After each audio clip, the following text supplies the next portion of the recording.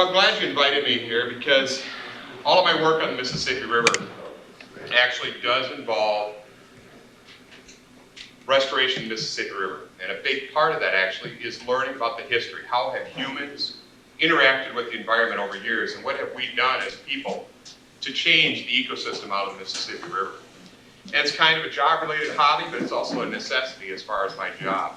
So tonight what I'd like to do is share with you just some of the changes and some history about the Mississippi River and how people have interacted with it.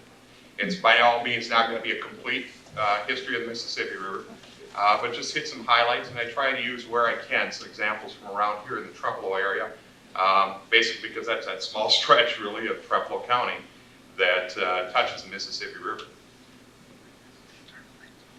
Now, just as a pointer or a key, if you can recognize this photo, I can tell you that we were out shocking yesterday, and this little brush pile here was still here. This photo was taken last year, and there were a lot of crappie and bass taken off of that. So if you can find it, that's a little hint for you to go out and go fishing tomorrow when the weather's nice. As it says, it's just a couple miles upstream of Trempealeau. Hopefully it's going to work for me. No? Oh. Of course, acting slow. And get all on tape. Well, it says, the Mississippi River has a rich history of people living along its banks and either surviving along them or shaping the river to meet their needs. Some of the first people that were out there and shaping that we have found have been here since 8,000 years ago, and perhaps even earlier. Essentially shortly after the glaciers had left. Remember, the glaciation was about 10,000 years ago. So people have been in this valley for a long time. As a matter of fact, there's people in the area that know much more about the Native American and cultural history than I do, and I'm not going to touch too much on that today. Rather, what I want to do is focus on what we've done as humans to shape the river to suit our needs, and give you a little glimpse into potentially what the future is going to be and how we're going to reshape the river in some respects. This is Lock Dam 6. Most of you are familiar with it. Here located at Trempealeau, Wisconsin. And it was one of 29 locks and dams constructed on the Mississippi River to create a stair-step of water from Minneapolis, St. Paul to St. Louis, Missouri. So it is truly a stair-step of water that they created. And it's not, these dams aren't there for flood control. They are there specifically for the purpose of providing a 9-foot deep navigation channel for commercial navigation on the Mississippi River. But I'm a little ahead of myself. What I want to do is take a turn back in time and talk about the river even before this photo was taken. Here we are in the Trempealeau area, probably sometime around 1920 or 1930. And you can actually see that at that time, it almost looks like this may be before even the railroads came through town, so it makes it even earlier. But this is a time when Trempealeau as a community has some roads that it depended on, but also probably really depended on the river for its commerce. And likewise, Trempealeau County, a lot of that shipment would come into this port or possibly areas upstream. Very important areas from a standpoint of cultural history. Those of you that are familiar with the mound systems on top of the bluffs here have a linkage to a larger system of mounds and settlement called Cahokia down in East St. Louis. If you ever have a chance to get down there, it's pretty impressive to even see the mounds over there. It reminds you in some respects of the temples that the Incas constructed as you go down to the Cahokia area. Well, we've changed the river a lot, and most of it has been specifically to suit needs for development, industry, and navigation. And that's most of how we skipped it. And for many years, actually, people looked at it as a resource to be conquered, but also as a resource that was very vital for the early trade and settlement within the area. The unfortunate thing is probably the best records we have don't begin until the late 1800s, early 1900s. Some folks, such as Serber from the University of Minnesota, spent many years working on the Mississippi River, especially with water quality and fisheries. And we have some little pictures of what the river was like pre-lock and dam. But even at that time point, it was fairly impacted. And he even traveled in this area. Here he's tied up in front of Trempealeau. The pre-Europeans that were in this area basically lacked the tools, and probably in some respects the knowledge, to greatly alter the river and its ecosystem. They certainly had probably the imagination of what they would like to do, or how they'd like to make things better for themselves. But at the same time, they just lack the tools and the technology to really make a huge change. We do know that some recent studies on it show that where there were large settlement of Native Americans, actually they were able to essentially wipe out a lot of their resources they needed to survive in the vicinity of their communities. That's one theory behind Cahokia, is the settlement got so large there essentially was no wood for fuel, and the game was essentially gone. So they had to travel a long distance to get their food and to get their heat as well, and many raw materials, because they just used them up. I don't know if that sounds familiar. Well, as I said, because they lack the technology, and in isolated locations they may have had some impact on the environment, they didn't have a huge impact.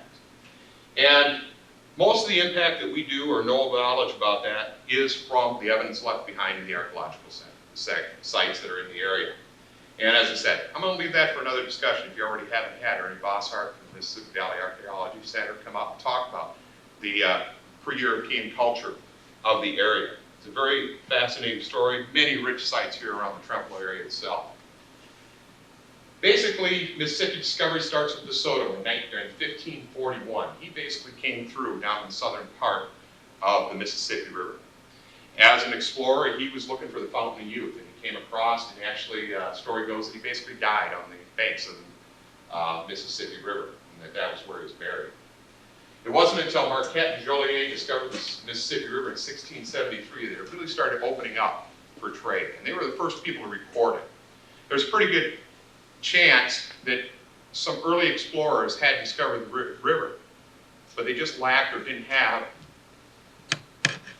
the foresight to write it and put it into language and have it preserved. Marquette and Joliet definitely had, and they kept journals of their travel. And in 1673, they entered the Mississippi River at the mouth of the Wisconsin River, where the Wisconsin River comes out. These early explorers really make us look like wimps today. I love the story about LaSalle.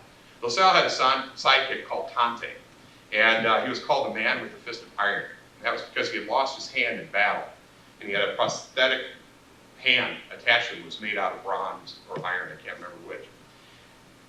And so he was very well known in the Native American community for his fighting abilities, because he essentially had a club at ready at all times. Well, LaSalle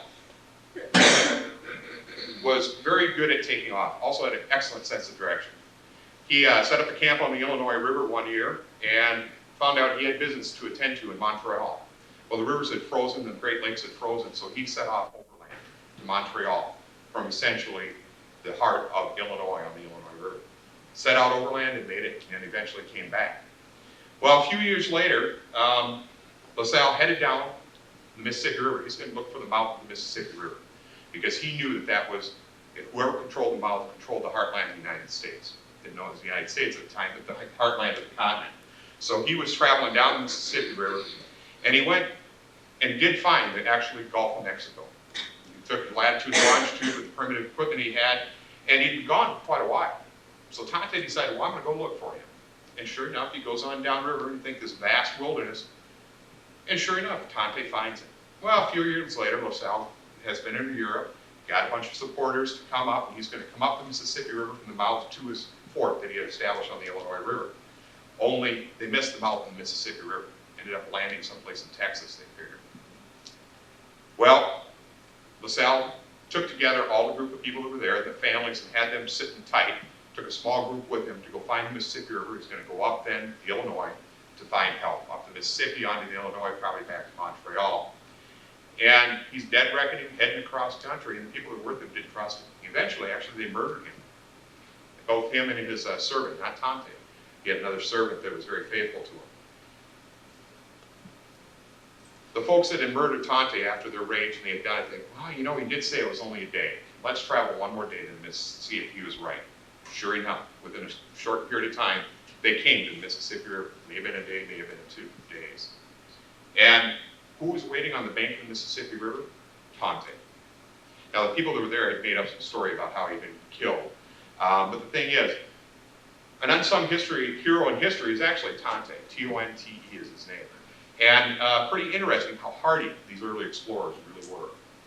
Well, for the first part of European history, The exploration was predominantly to find riches in the name of furs or jewels or metals such as gold, but also to save the souls. The missionaries were the heart of the westward expansion across the Great Lakes and into the Mississippi River drainage system.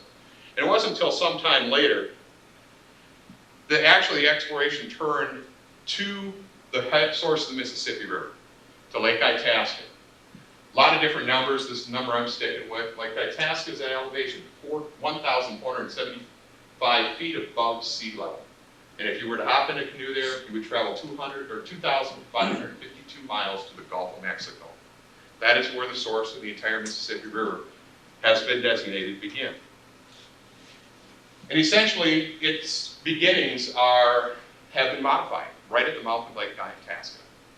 Basically, it was kind of a swamp, willow area, and during the CCC days, back in the Great Depression, what they decided is they wanted to make this park-like setting so that people would surely feel and see the Mississippi River when they came to visit it.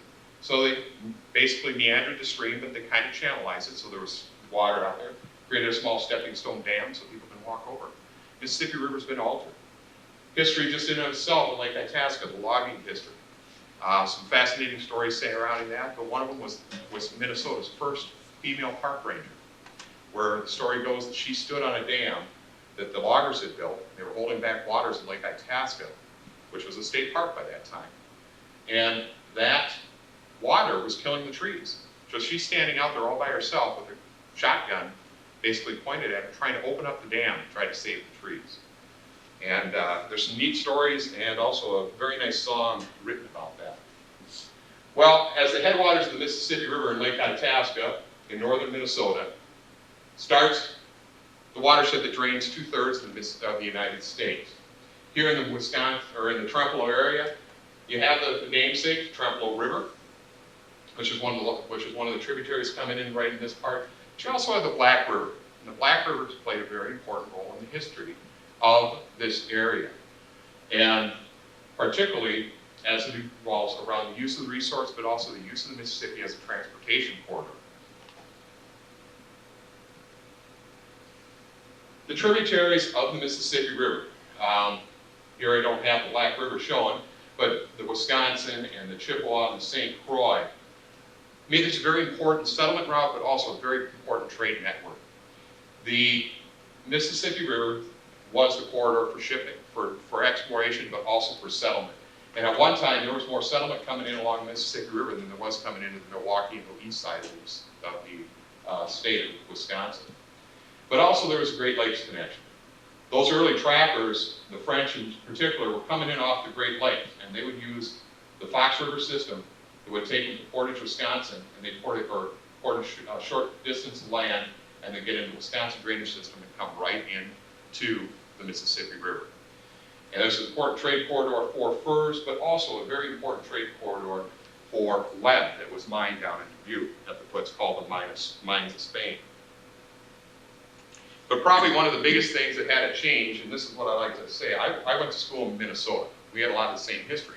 Basically, the logs were harvested from the Northwood forests, and they were floated downstream, down the tributaries of the Mississippi River. And that's usually where the history stops of the logging. But nobody really ever asks, well, what happened to the logs once they got to the Mississippi River? Well, this drainage system down through the heartland of America, where a lot of the settlement was going on at the time that the forests were harvested, provided a very easy corridor for this raw material that was needed to build the homes on the prairies. And probably one of the earliest records that I could find as far as logging the Wisconsin pineries and using the Mississippi River to float down logs is related to the Mormon Temple in Nauvoo, Illinois. In the early 1800s, according to Nathan Myrick, he recorded a group of Mormons from Nauvoo coming up the Mississippi River and going into the Black River and going up to harvest pine trees to form the center beam of their church down in Nauvoo. This is a photo of that church that was built with some logs that were harvested from the Black River pineries. Indeed, the Black River, from the standpoint of history with Trempealeau County and La Crosse as well, my Trempealeau family, reached up into this dark green area, which is the pineries, which is where the white pines were that they wanted to harvest. There we go. And this reached these rivers that we had, the St. Croix, the Chippewa, the Black, and the Wisconsin, all reached up in the lower part. There were also a lot of logs that were logged off in the upper parts of Wisconsin, but most of those actually went into the Great Lakes system and used the streams up there. But typically the logs were cut in the winter, and that was a time of year when the farms weren't being operated, so a lot of folks on the farms would go up and cut the pines. And there was a reason that pine was harvested. Pine is much less dense than oak. Down these tributary streams, the pines would float very high in the water, and you can kind of see some examples here on the right as these folks are trying to float it. But an oak tree floats much lower in the water and would get hung up in these shallow tributary streams. So that's the reason that pines was the first thing harvested. Not that they didn't want to use the hardwoods, it's just that their method of transportation relied on water, and they had to have a light wood to float it down. Well, they were floated down the Mississippi River to very large booming areas. One of them's up near Elma, Wisconsin, called the Beef Slough area. And the logs that came down the tributary streams were then sorted by the different companies, and then those logs were either rafted up into large lumber rafts, or they may have been floated downstream, still rafted up as whole logs.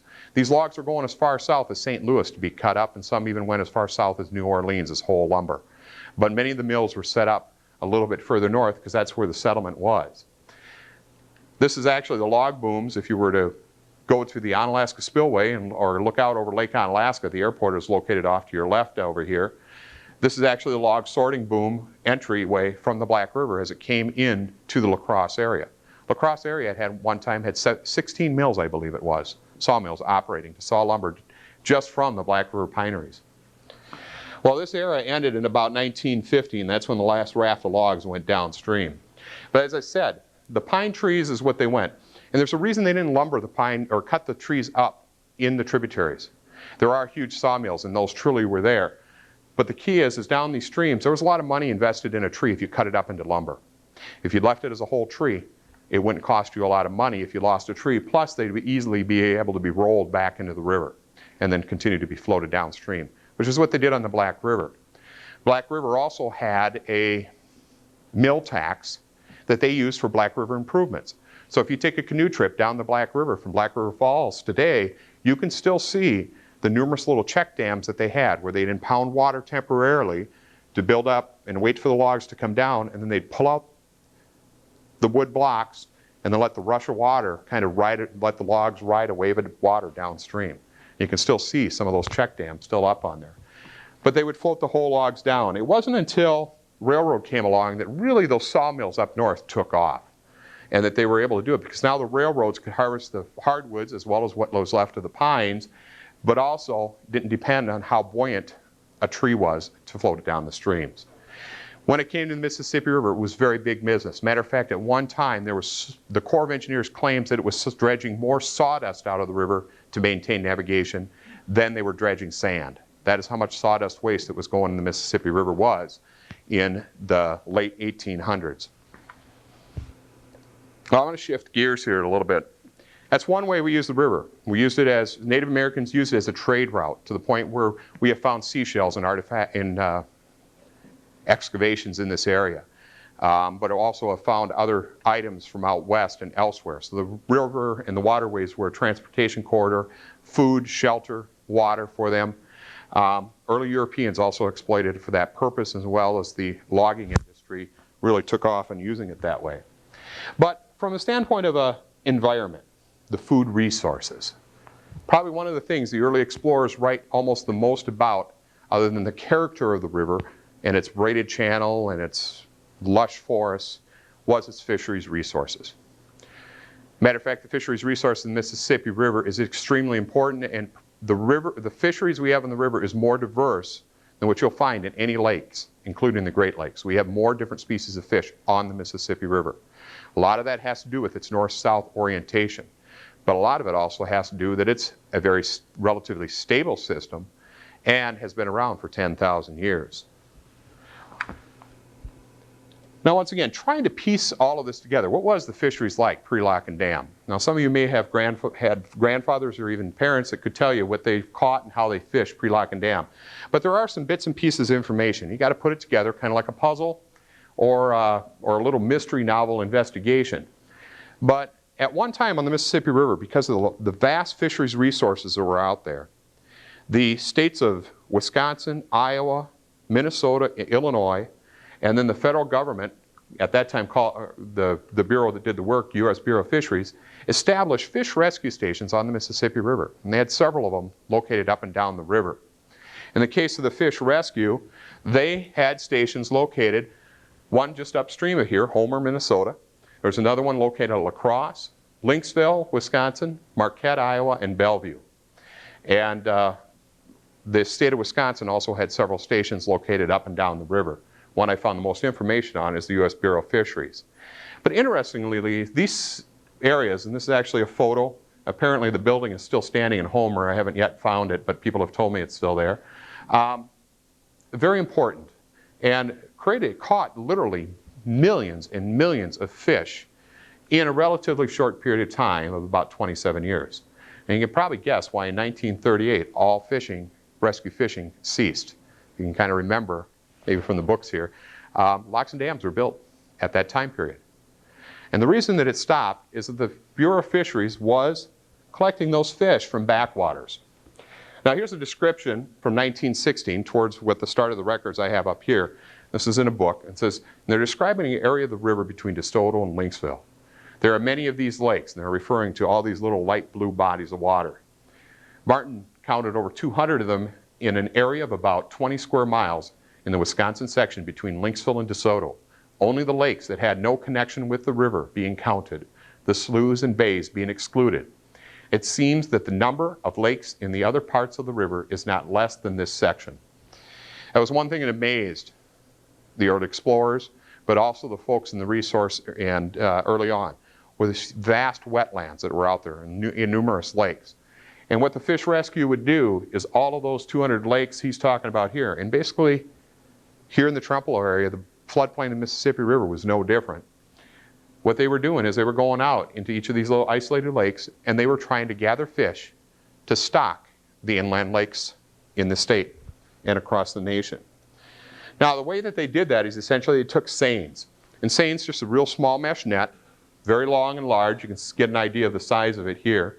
Here's one that they've got the fish pulled in. These are all fish in their net that they have here.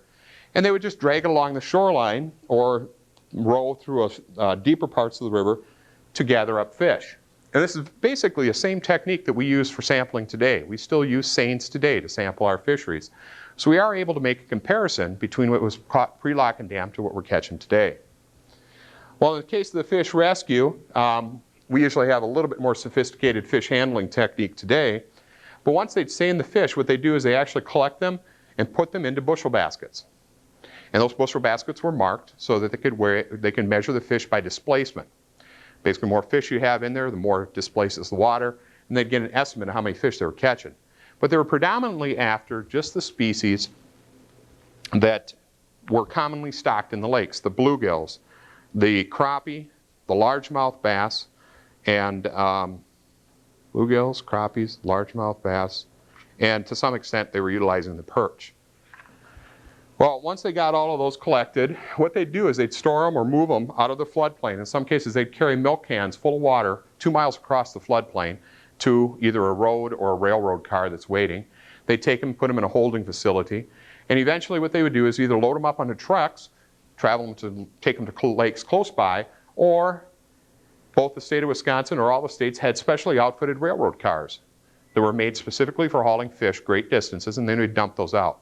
So it's another use that we use as our resource.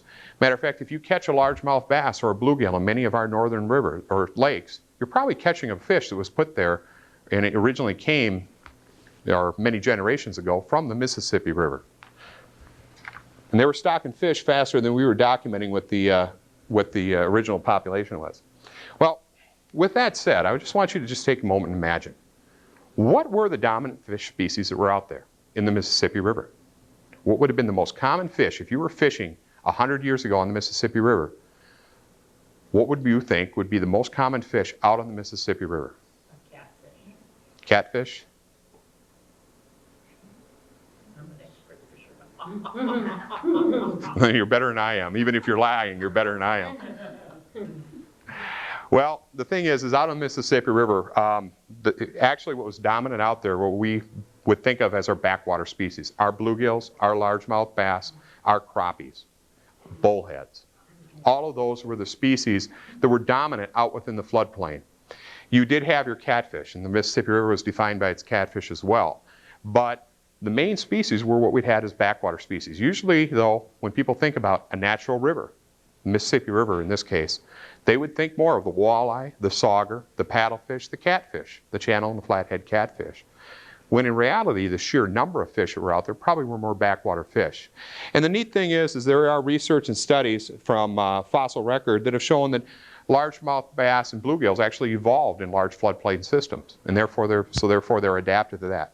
Well, from the standpoint of comparing the pre-lock and dam data and the post-lock and dam data, what we can see is fish that like flowing water are actually on an increase.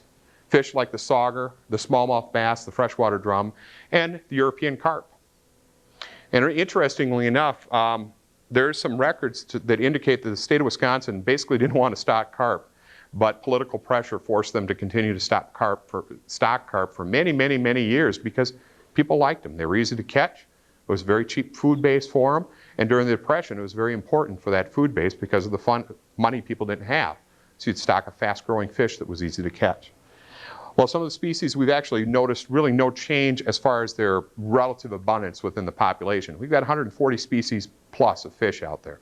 Bluegills are still kind of hanging in there where they're saying, you know, if you number them from 1 to 140, bluegills are still saying where they're at. The interesting thing is other fish are switching around, such as these are the ones that are increasing are becoming more common than they were pre-lock and dam. But then we're also noticing a decline, and interestingly we see a decline in northern pike, crappies, golden shiner, but the surprise was bullheads. Usually if you think bullheads are out on a system, you're in an impacted system. But if you really think of where bullheads like to hang out, they like to hang out in shallow, weedy areas where most other fish can't live, which described the Mississippi River pre-lock and dam. You had all these little isolated backwaters, small little ponds, that probably the only fish that could survive out there at that time were bullheads. And now, if you don't go to Trempealeau National Wildlife Refuge, you're hard-pressed to go out on the Mississippi River and find a bullhead and have a good day's fun fishing for bullheads. So this historical data does tell us some things have changed out there. It doesn't always tell us why, but it does tell us that some change is out there. Another thing as far as change is related to the button industry. Late 1800s, early 1900s, people were leaving the farms and leaving the factories just to go out and harvest mussels on the Mississippi River, freshwater mussels, so that they could sell them for the button industry, for the button trade, so folks can make a button. That's a whole nother talk and presentation of itself.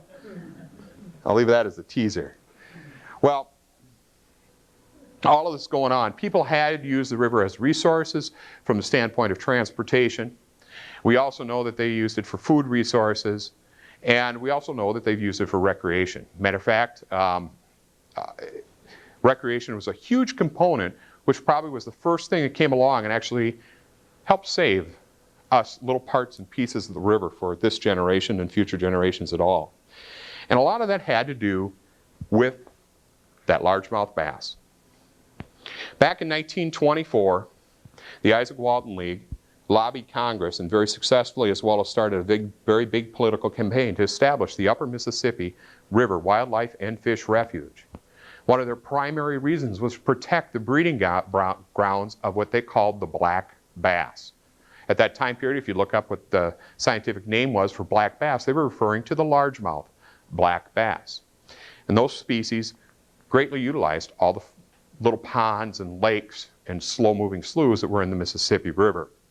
So they lobbied Congress and successfully, and I think it was in less than a year's time, got legislation passed and approved for the Upper Miss Refuge to run from Wabasha, Minnesota down to Rock Island, Illinois. And another interesting thing that was in that legislation was the emphasis on recreation. They really wanted to see a lot of, they knew people utilize this resource for recreation, so that was another reason that they emphasized, and they tried to get the refuge, and they were successful. Now, with the establishment of the refuge, there are a couple of unique little stories that go with it. One is, about 1920, Isaac Walton first tried to get this all turned into a national park. And unfortunately, it was, in some respects, from the standpoint of national park status, but good for a lot of other aspects, they determined that there was just too many people living in this area already. And the only place that actually got national park status out of their survey when they were looking in the 1920 was Effigy Mounds National Monument. Matter of fact, the report says basically that it's too well developed, too many people living in the area already for national park, but those mounds need to be saved. And that's how we got Effigy Mounds National Monument down by McGregor, Iowa. And once again, if you haven't been there, wonderful trip, neat to see all the effigy mounds that are there. There's a lot here in Trempealeau, but you go down there and you can be amazed at how many are there. Well, the other interesting thing was, in the legislation, there was one key word. It says the refuge will not impede the development of the Mississippi River for the purposes of commercial navigation. So that's 1924. Well, in 1930 is when things really started to change out on the river. And all of that had to do with transportation. First part of transportation on here was relatively tough. A lot of channels, very difficult, shallow water, and people would move upstream. They used canoes, pirogues. They also, probably the big movement was through ferries and through keel boats that people would use, and big flat bottom barges that they'd move up and down the river. And many times it was literally pushed up the river. But a lot of people overlook, and if you read the history book as far as the movement, the river didn't stand still when the river froze over. The river just became an ice highway where anybody with a horse and a sleigh could now transport goods from community to community. So, interesting reading through some of the history, people really look forward to the river to freezing up solid, because then that allowed them, for example, to have daily mail up and down from Winona to La Crosse. Whereas before it would take better part of 2 days to get it from one location to the next. But easily daily mail. And a lot of things were shipped during the winter over the ice. And that was before the steamboat days. But the river is a little too unpredictable, a little bit too many shallow spots. Matter of fact, one of the shallow areas that was very difficult for traversing was in the Trempealeau area here itself because of the sandbars, and would get relatively shallow. So, beginning in 1923, that started the era of steamboats on the Mississippi River. That year marks the date when the Virginia made its first trip up and got past the Rock Island Rapids, or the Keokuk Rapids, I apologize, and made it to Fort Snelling in St. Paul, Minnesota. The following year, Congress authorized the River Harbors Act for the removal of snags and other impediments to navigation. Now, we didn't see a lot of that action up here because there just weren't the people living up here. Most of the steamboat traffic, most of the potential existed more in the southern reach of the river, say around St. Louis or south. But it marked a new era. That was the era when the federal government got involved into modifying the Mississippi River for commercial navigation.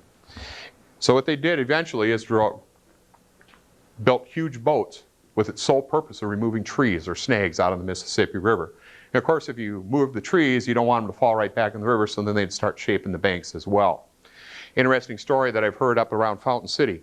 Fountain City has been a service base for the Corps of Engineers for many, many years, and goes way back even before the locks and dams. And they used to hire crews out of the area to go out and remove trees out of the Mississippi River. Well, those crews were just a little bit too efficient, and they essentially worked themselves out of a job. So I can already imagine, you know, how they're sitting around at a bar or saloon one night, and they got talking. And they said, well, why don't we just go cut down some trees and let them float into the water, and then they'll pay us to go take them out. Because eventually that's what it did happen, is they realized people were cutting trees just to let them fall into the river to block navigation, so they'd hire the crews back to remove the trees. And there's some indication, the way the story goes, is that they eventually caught on. So the Corps of Engineers took over snag removal entirely after that. Well, era of the steamboat. 1823 to 1890 is pretty much the highlight. And 1854, in some respects, probably was really truly hitting kind of the middle part of the heydays of it. You folks that participated in the Grand Excursion here this year, by the way, you put on an excellent show. I was on one of the boats. I saw it as I came through Trempealeau. That was a huge event as far as promoting commerce on the Mississippi River. The unfortunate thing is that the railroads came not too terribly long after that, and that pretty much spelled the end of the steamboat traffic, particularly for passenger traffic to many of the communities, but also for shipping, because where do the railroads go? Between the business district and down to the wharf and the river. So it made it a little bit more difficult, almost like drew a line in the sand saying, this is our domain. It's kind of ironic that that happened. But during that heyday, steamboats made up a tremendous amount of traffic in use on the river. And because of that, they needed to further make the traffic safer and more dependable. Because when the steamboats were in their heyday, river traffic was kind of unpredictable. You still had all your sandbars out there. You still had some snags, even though they had gotten rid of that. But one of the things, as far as lobbying to Congress, is they had got additional funds up here then to work on what they called the 4.5-foot navigation channel. And what that really involved is dredging out the main, certain sections, some of those sandbars, but heavily relied on a brand new technology, something they brought over from Europe, and that was the construction of wing dams. Now, wing dams really basically run perpendicular to the shoreline, so they run straight, or perpendicular to flow, not necessarily the shoreline. They're running perpendicular to the channel that they're trying to form. And what these wing dams do is they concentrate flow or water into, if you want to call it, a single path. It's kind of like if people are cutting across from one building to another across a yard, and eventually they start wearing out the grass and it's just dirt. And after years, and actually I remember my grandparents' pasture, the cattle would wear that rut down that they'd walk back to the barn for milking time, a foot or 2 feet down, just by walking that same path. Well, the same idea works here with the wing dams. You're trying to make water follow the same path down the river every single time. By doing that, you scour out a deeper channel. So the 4.5-foot channel was evolved to try to make and revive river navigation on the Mississippi River. And it did make things more reliable and also increased a deeper channel. The wing dams in this part of the river were actually built in pretty much two methods. So you got to remember, this was built, these wing dams, almost all the wing dams we have out there today, we've maintained them with modern technology, but most of them were built with blood and sweat, literally stone by stone, built by hand. Here they are building a wing dam off of a barge where they've got some willow mattresses and they lower rocks. So this barge over here actually has willows on it. Here's the rock barge. And essentially what the old wing dams were is a layer of willows and a layer of rock, just kind of bulking up and making it kind of interact and interlock. And some of those old willow wing dams are still present out there today. But that's how they built it. In this area, they actually would go out on the ice and construct some of the wing dams in the ice, wait for the spring thaw, to just let the wing dams drop down into place. Wing dams can be very, very powerful things for shaping a river. Matter of fact, this example here isn't from the Mississippi River, it's from the Missouri River. But it shows you a reason why the flood of 1993 was so severe for the lower part of the Mississippi River. We, on this part of the river, probably don't really truly comprehend the passion people have for the levee systems and how much they rely on that for both their life but also their livelihood. But this also shows you how some of the things that they've done have caused their own problems. It's a stretch of the Missouri River beginning in 1934. What they did is, in that same stretch, is do what we do for the wing dams. In this case, they call them dike fields, but they're just take tree trunks and drive them into the bottom of the river. But what they're trying to do, once again, is just create and make the river go into a single channel. And you can see how effective that has been on the Missouri River within 1 year. Now, the Missouri River sediment load and the amount of sand and dirt it moves downriver is far greater than the Mississippi River at this point. But you can see how quickly it fills in. And over time, it gets to the point where it starts getting fairly difficult to see where the old river was, which actually was someplace out in here, and what new land has formed. So within a little more than a 13-year, probably about a 13-year period here, trees are upgrown and it looks like people are actually starting to farm it. Within 30 years, people have actually built levees right out to the river's edge so that they can farm the land more efficiently. And you can actually see where the old bed of the river once was. And that's just its bed. That's not talking about its floodplain. These wing dams could be very efficient. But up here on the Mississippi River, on our part of the river, we didn't quite get there.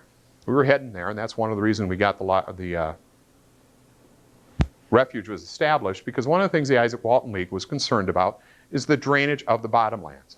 Matter of fact, that was the #1 reason from the standpoint of human activity why they passed it. They didn't want to lose the spawning areas for the largemouth bass. And they were afraid people were starting to promote all these big levee projects in agricultural districts similar to the one here at Trempealeau. It was first an agricultural district, drainage district, then it was the fur and fish farm, and then it was Trempealeau National Wildlife Refuge. Well, you can see the huge change these wing dams had. Up in this part of the river, it really never had that big of an impact. One is we didn't quite have the sediment load here that the Missouri River had in those photo series that I showed, but also they had moved forward into a 6-foot navigation channel, which just meant more dredging and more lock and dam, or more wing dam building and closing dams. But what they wanted to do was have a reliable channel. Matter of fact, some of the reports talk about wanting to have and turn the Minneapolis-St. Paul into a seaport. 1930, locks and dams were constructed, or were authorized for construction on the Mississippi River. To the Corps' credit, they didn't recommend construction of the locks and dams. Locks and dams and the authorization for that basically came about as a make-work project. And the Corps of Engineers actually had a fellow by the name of Hall. And this is where history repeats itself. It's a real good example on looking in history to see, because it does repeat itself. Hall was hired to do an economic analysis on locks and dams on the Mississippi River. And he was based out of Minneapolis-St. Paul District Corps of Engineers. So he did all of his homework, is very good. He came through and he came out with his report. He said, not economically feasible. Well, supporters of locks and dams came forward and said, we gave you the wrong numbers. Here's the real numbers as far as what the potential is for locks and dams. So he went back and he punched through the numbers and cranked through the numbers again, and it wasn't feasible. Well, Hall got fired. So they hired another guy, and this other guy goes through and he says, yeah, I suppose it would be feasible. But as I said, to the Corps' credit, they didn't recommend the locks and dams as a project that was actually picked up by Congress independently and put through, partially due to a make-work project because of the Depression. Roll the clock ahead about 67 years to the late 1990s, and forgetting his name. Well, a fellow is working for the Corps of Engineers, and he's looking at the new navigation studies. And the Corps of Engineers has built this guy up to be the best economist in the world. He's better than anybody else. And matter of fact, even the biologists were fairly respectful of him because he was really good. So I asked him to crunch the numbers, look at the feasibility of expanding the locks and dams on the Mississippi River. So he goes through and he crunches through his numbers, and guess what? It's not feasible. Well, navigation industry said, oh, we didn't know you wanted those numbers, so they gave him new numbers. So he goes through and he crunches it all the way through, and once again, not economically feasible. Well, things have changed a little bit. He was not fired, but taken off of that job. And one of the things that did change was, Sweeney was his name, Sweeney, Don Sweeney. He filed a whistleblower act on how the Corps was fudging the numbers. Because after he had left, one of the colonels that actually went through his formula noticed where he had a constant in there and said, well, this constant, let's see, if I put in this number, oh, anything and everything they want to do is feasible. Well, Sweeney filed a whistleblower, so the whole navigation study had to start all over again. Now, I'll say one thing, I'm very familiar with the navigation study. It's as they stand right now. I think the Corps did a really good job overall. On the economic analysis, there's some questions still there, but they did a far better job than they did before. They did a far better job now than they were doing that caused the Whistleblower Act, or after they made those changes. So they did a pretty good job, and we'll talk just a little bit more about that in the end. Well, back on the locks and dams. They were built in 1930, and they greatly changed it. Now, you may have had some presentations. This might be a rehash for some of you folks, but I'm just going to go through some of the parts of locks and dams. A pool, by the way, is named after lock and dam creates it. So Trempealeau Dam is called Lock and Dam 6, and it creates what we call Pool 6. That's the water in pounds behind it. Well, this here happens to be Lock and Dam 10 down near Guttenberg, Iowa. But basically all the dams have similar structure to them. What you have is you have the roller gate and Tainer gates out there that are there to manage water levels to provide for a 9-foot deep navigation channel. And that's what their sole purpose is. You also have the lock chamber, which is the one part that most people go into and take when they're going through a lock. And most people, I'm talking about the folks that basically run up underneath the gates when the river's wide open. I'd rather go through the lock chamber personally. Well, once you get in that lock chamber, if you ever had a chance to see one dewatered, these folks here are actually standing on a concrete floor that's in this chamber, and gives you an idea of the scale of how deep that chamber is. And basically what limits how deep a barge can come in is not so much the downstream part of it, but the upstream. Upstream there's a sill. So those gates that open and shut actually will have a sill or a wall that they swing up kind of on top of. Well, one of the interesting things on these is all the water to help fill these chambers is all gravity filled. There's a big chamber that runs underneath this lock wall here, and I believe there's another one over on this side. And it's got a big gate here that opens up, and all that water eventually comes out of these tiny little holes over here that if you tried to get in and crawl down in it, you're basically crawling on your hands and knees. If you're claustrophobic, you don't want to do it. But that's where the water comes in that'll lift, or in the case when they're letting water out, that's the drain. That's where the water goes out. Well, these locks and dams did a huge change on the river ecosystem. Just to give you some perspective, this is actually a photo taken south of Stoddard, Wisconsin. You're looking upstream. If you had eagle vision and probably binoculars to boot, La Crescent, Minnesota is located right up there, and Brownsville, Minnesota is located here.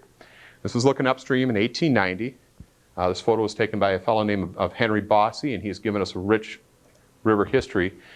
But if you look at the huge change just in that part of the river alone, you can have an idea of the effect these locks and dams had on the ecosystem of the Mississippi River.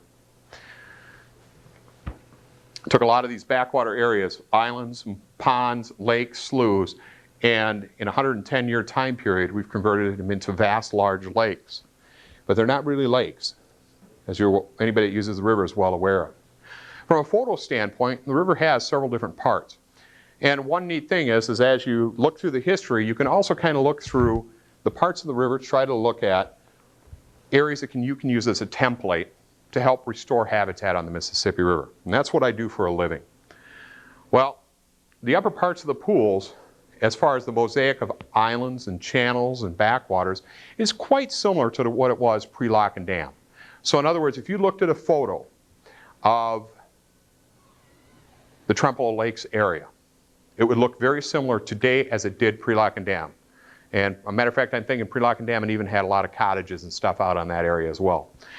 So, but anyhow, it's very similar in that upper part of the pool. You get down to the middle third of the pool, and that's kind of a transition area. That's where things are starting to get impacted by the raising of the water levels. You finally get into this lower third of the pool, and that's where all the changes happen. And each pool is a little bit different. Some pools, this will be really compressed, where you only have these kind of lake-like areas right down tight to the dam, or in other pools, your I call the impounded area may extend well up to the upper half of the pool. Still, you'll find each of these zones in pretty much every single pool.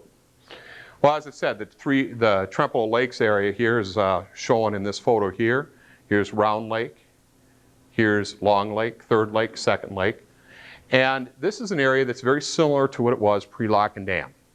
As far as the flows that are there, and as far as the water elevations, the dams have a little bit of impact on them, but they're fairly similar. It's an area we can use as a template to see what kinds of habitats were once out there. And we do have to keep in mind that sedimentation has been occurring there because of watershed activities. The middle third of the pool is that transition area, where some of the higher islands are still forested, but a lot of the lower islands are actually covered in grasses. Now, a forester once explained to me, you call that forested now, but those trees are just too dumb to know that they're already dead. There is no regeneration going on. The water levels have saturated the soil so much that these trees are stressing out. We're seeing quite a bit of die-off in this transition area of the pool. But it's still a highly productive area from the standpoint of fish and wildlife. When you get to the lower section of the pool, you still do have some isolated areas of very good vegetation, but most of it is very wide open water. And over time, this area probably has seen the greatest ecological change. And the change from the lower end of one pool, and this here is actually pool 9 looking downstream, can actually have impacts in the upper ends of pools. This is pool 10. Harper's Ferry is located right here, Harper's Ferry, Iowa. Because wind can sweep across this, stir up the bottom, all that sediment gets stirred up again and swept into the next pool. Finally, you get down to the end of the pool and pretty much everything all starts right all over. You still have that little mosaic of habitats that kind of gives you as a template, and you can kind of look at it and imagine what the pre-lock and dam river was like. Well, locks and dams also had some very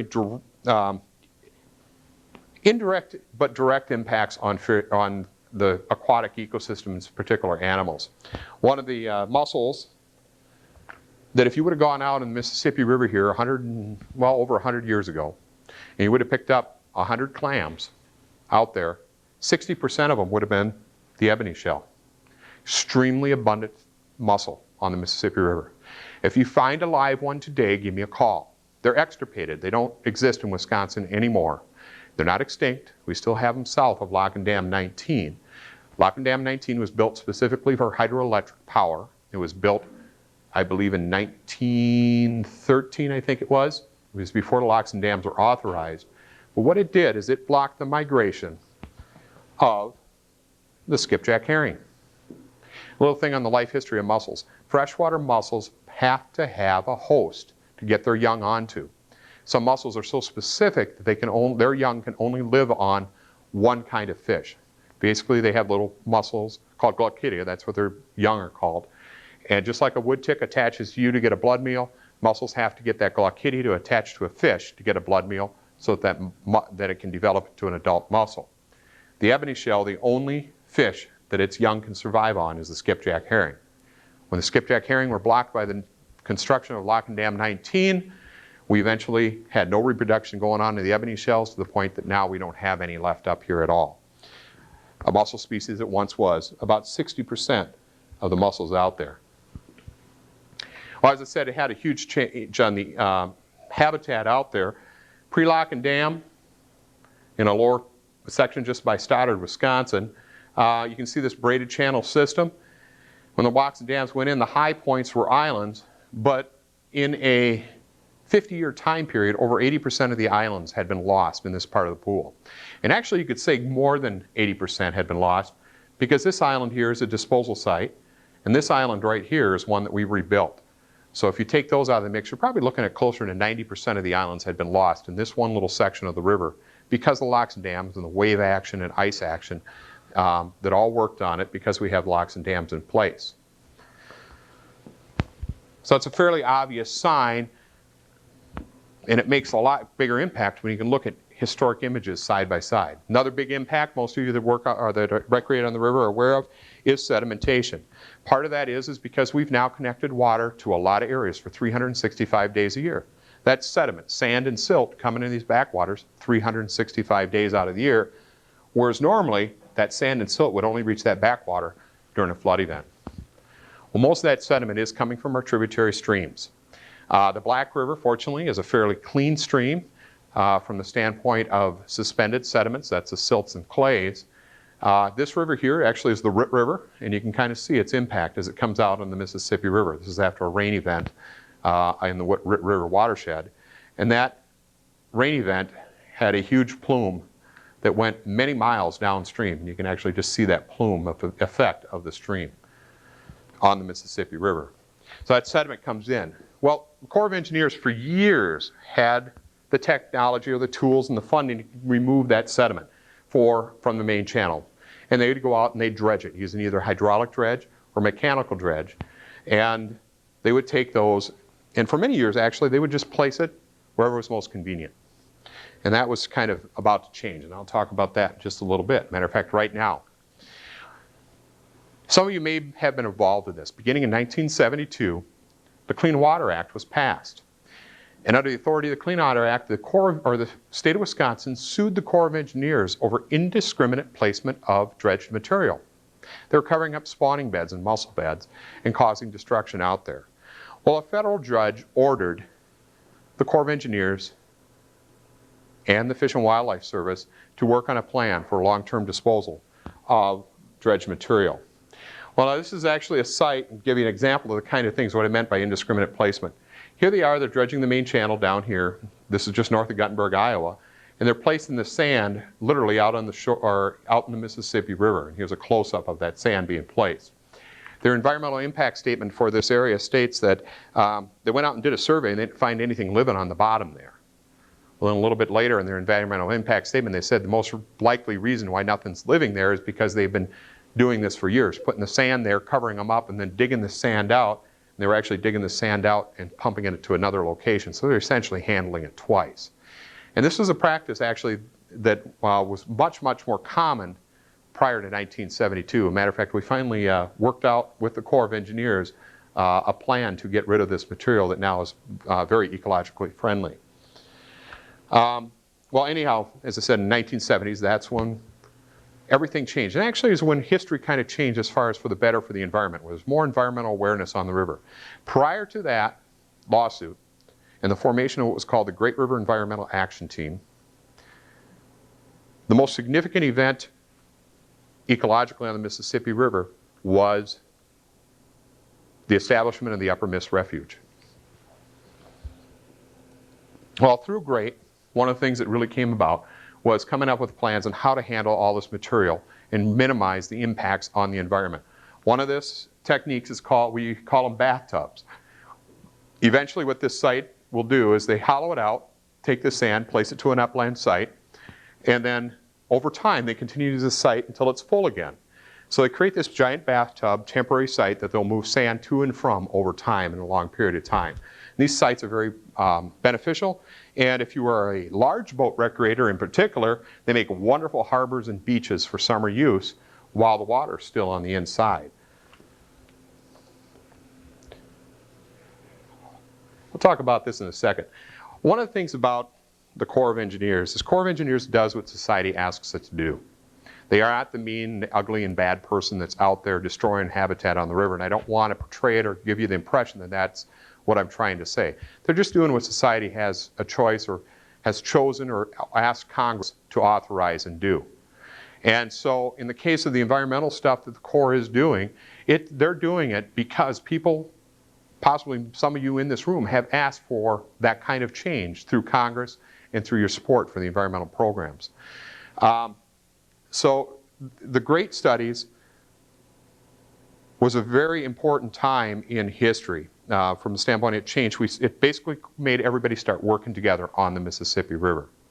And interestingly, I asked my father-in-law one day, I asked him, I said, can you imagine what the river would be like if the Corps of Engineers never built the dams? He said it would be horrible. And I asked him to explain that because I couldn't quite grasp it, but without knowing it, he actually did. If the Corps of Engineers hadn't been looking at constructing locks and dams on the Mississippi River, perhaps the Isaac Walton League would not have felt the need to help protect the bottomlands out there and create the Upper Miss Refuge. But the other thing that my father-in-law correctly stated was, this part of the river, as far as development of agricultural districts in the floodplain of the Mississippi River, was kind of behind down south.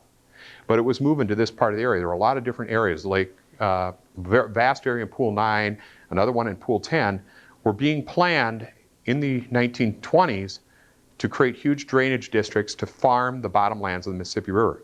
Essentially, it would have turned us a lot of areas within our floodplain into agricultural levee districts that were maintained, and we wouldn't have had the recreational resource and the fish and wildlife that we have out there. And that's why he said, getting the locks and dams, if we wouldn't have gotten them, it would have been worse, because we wouldn't have had the recreational opportunities we have out there today. And makes sense, because it does have a lot of impact, and their Corps' presence on the river actually provided for larger acquisitions of properties than even the service could have handled. Well, beginning in 1986, the Corps of Engineers wanted to build a new dam called Lock and Dam 26 near Alton, Illinois. And once again, folks sued for what they were doing. And through litigation, not mitigation, the Congress established what was called the Environmental Management Program on the Mississippi River. This is probably one of the most recent events from the standpoint of change in river management, particularly more for multi-purpose mandate, not just commercial navigation, but also for the environment and for recreation. Has had three components when it was authorized in 1986: habitat projects, long-term resource monitoring, and then also some studies looking at the economic impacts of recreation and navigation monitoring. This didn't get very far, but we have done quite a bit of restoration work, And we've done a lot of monitoring. Matter of fact, the headquarters for the monitoring the ecological health of the Mississippi River is located in Onalaska, Wisconsin. So what I'm now getting into is kind of where are we going in the future of the river. Well, we've built a lot of projects. Matter of fact, Trempealeau National Wildlife Refuge was constructed with funding from this program. You can discuss to me later whether you like the Long Lake project or not, but that was funding for this. And then other projects up and down the river, like the stabilization we did upstream on the bank stabilization on some of the islands here in Pool 6 as well. A lot of different projects. Right now there's well over 50 completed projects spanning from the mouth of the Ohio River all the way up the Illinois River and to the Minneapolis-St. Paul, and over 1,000 river miles. There's over 50 projects, and we've literally affected hundreds of thousands of acres with those projects. And it's just a drop in the bucket for the need that's out there. And the reason I say that is take a look, once again, go back. We're not trying to recreate this river. This is impossible. There's no money that's out there. About the only way you're going to be able to do it is take out the locks and dams. And there is a need for the nation, for our local and Midwest economy, for those locks and dams to be there. It's one of the things that we have made a decision, and man, I don't want to be around if somebody wants to fight to take them out. But the key is perhaps we can get back to here. There's still a lot of diversity out there, still some of the mechanisms going on of a natural river. Remember, this is Lower Pool 8, 50 years after locks and dams were built. Just as one example of some of the things that we have planned and have done. Essentially what we're trying to do is turn back the hands of time. What we have completed so far, and if you look closely on this map, you'll see some areas of white. Those are where the old islands were. The green is what's out there now and what we have proposed. But we've constructed this island system here, this one here, as well as reconstructed this island system here. And hopefully next year we'll begin construction of this island system. We've already planned out all of this. So you can see we can turn back the hands of time a little bit from the standpoint of ecosystem. And the Pool 8 Islands project is just one of many examples of how we're addressing that. These projects can be extremely successful. Just looking at the Stoddard project as one example, and we're going to have a very similar type of project up at Buffalo City here. Matter of fact, they should start working on that in about 2 to 3 weeks. But here's the island system outside of Stoddard in 1961. This is where we had gotten to by 1994. And this is what the area looked like 1 year after construction was complete. And it's turned into a phenomenal fishery. Some other things that we are now trying, and many of you probably have heard, especially here in Pool 6, since they were looking at doing a minor drawdown in Pool 6, we are starting to manage the flows at the Mississippi River or on the dams, as well as the water levels at the dams, to try to get back some of the pulse of the river. We still have the floods. Remember, the locks and dams aren't built to control floods, but they're built to control low water. And one of the things that we have lost over many years is some of the diversity in plant species and habitats that's provided by having drawdowns on the Mississippi River or low waters during the summer. We're never going to get as low as it was pre-lock and dam because we still have to maintain a 9-foot channel for commercial navigation. Plus there's other features out there that limit how far we can go. Good examples, Pool 3 with the nuclear water intake for the nuclear power plant. You really don't want to hang that up high and dry. So you can only go as low as you can get and still have water for the power plants or from municipal water supply. But we're looking at that, and probably one of the key is Corps of Engineers uses a vast diversity of tools to maintain a 9-foot navigation channel out there. And likewise, we're going to have a vast diversity of tools to maintain and restore the ecosystem on the Mississippi River. And if we do that, we can actually reverse the hand of time by looking at history, see what was out there, see where we need to go. Likewise, we do have the capabilities to make some changes so areas aren't precisely the way they were historically, but may suit human needs a little bit better today. Because ultimately, to get funding for these programs, the public has to be supportive of it. There's a lot of things out there. I mentioned briefly the navigation studies. And if you've been reading or following the paper, and the Big River magazine is one that kind of talks about the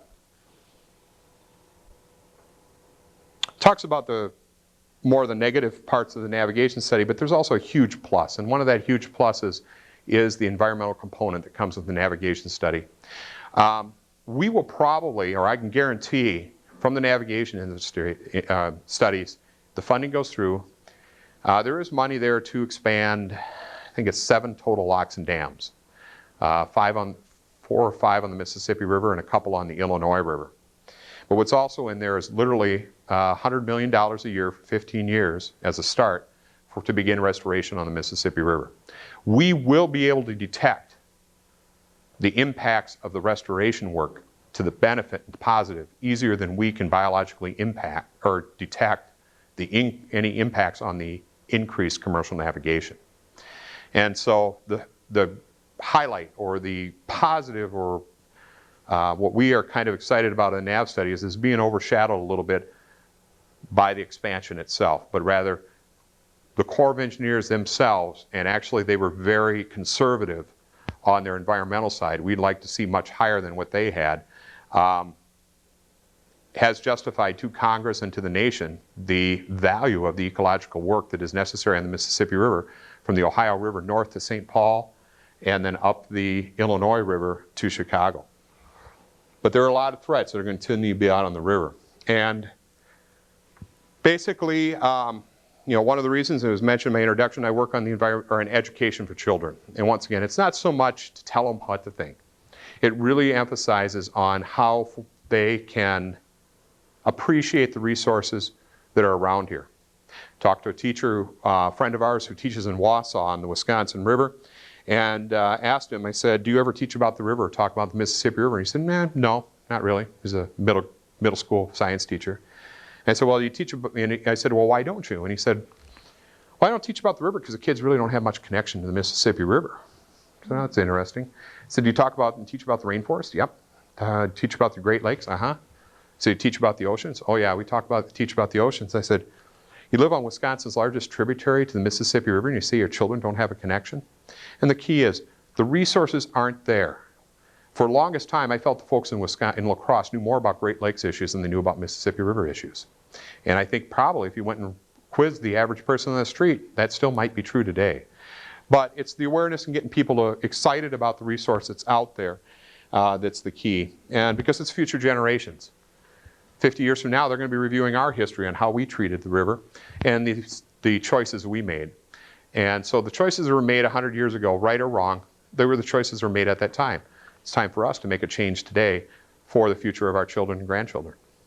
Well, with that, I'll take in any questions that folks might have. I covered a lot, and I can fake it really good if you want for answers. Otherwise, I'll do my best to answer any questions. I'll hang around a little while, too, if you have one-on-one questions.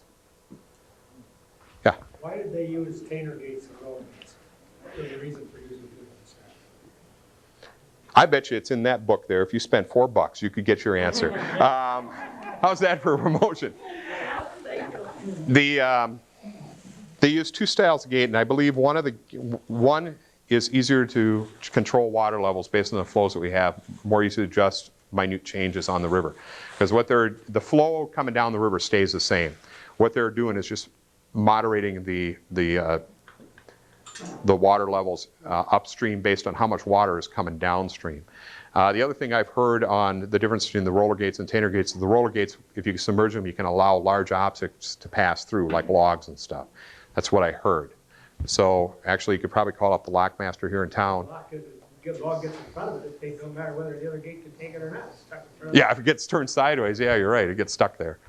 So, but no, maybe that has, otherwise I guarantee you the lockmaster can tell you the difference. And there's a book called, there's a book on the history of the St. Paul District, the Corps of Engineers. Part of the title is Commerce,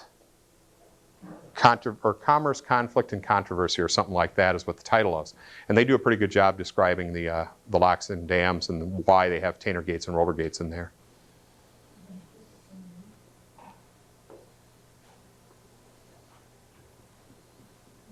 You did a really good job. Very comprehensive.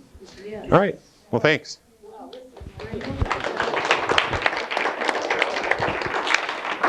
Thank you very much, You're welcome. Jeff. And we want you all to stick around for refreshments, and you can talk to Jeff too if you have any questions. We're also selling raffle tickets for that handmade quilt with the proceeds going to the museum. And we do have the lock and dam books over there for sale also. So, and stop over and take a look at the lock and dam books. They're all the pictures of while it was being built here in Trempealeau between 1933 and 36. So please take time to browse with the material, and hope that you've enjoyed the program tonight. Thank you.